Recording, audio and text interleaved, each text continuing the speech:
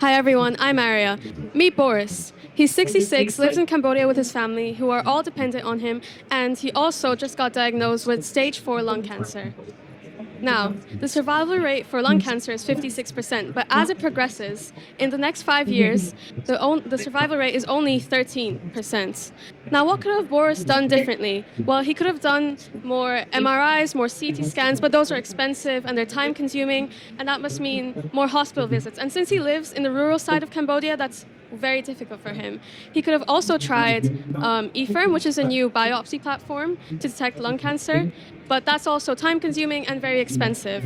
And now in the future, he might try Tagrisso, which is a prescription medicine, but that is also very expensive and just not available in his region. And that's exactly why I work on diagnosis of lung cancer through saliva. So I do this by a portable testing kit using lateral flow immunoassays, which I know that a lot of us have experience with during COVID. So in the lateral flow immunoassays, there's something called gold nanoparticles as well as biomarkers. The biomarkers help us detect whether the lung cancer is prevalent or not. So EGFR, which is the non-small cell lung cancer mutation, might detect, or ALK, which if rearranged and overly expressed means that there's lung cancer. And the last one is GLUT1, which is another mutation which also detects lung cancer, but if it's overly expressed. Now, this is just the solution part of our system. But moving forward, the bigger system and the bigger overall picture is the lateral flow immunoassay, which is our test.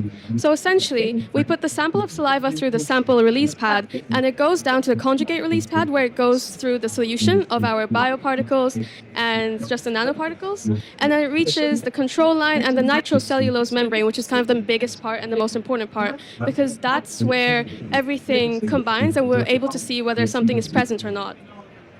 And the results look something like this. So we have a negative, positive, and a weak positive.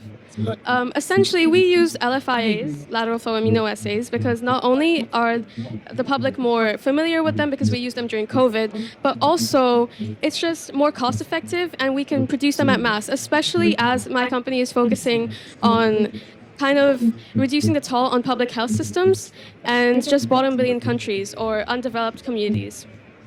So the gold nanoparticles, why are we using them? They're more efficient.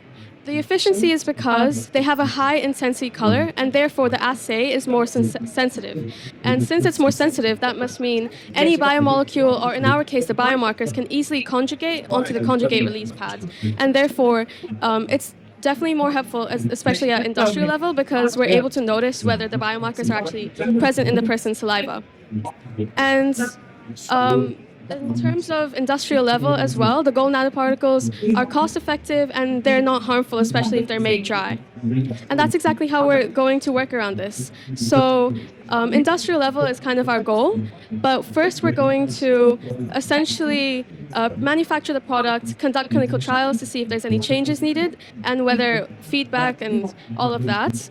And then later on, we're going to source them to nations where it's most needed. So as I said, we're actually looking to low-income countries, undeveloped world, and the bottom billion, because that's where the EGFR mutation is more present, specifically in the countries in Southeast Asia, so that must mean Philippines, Vietnam, etc.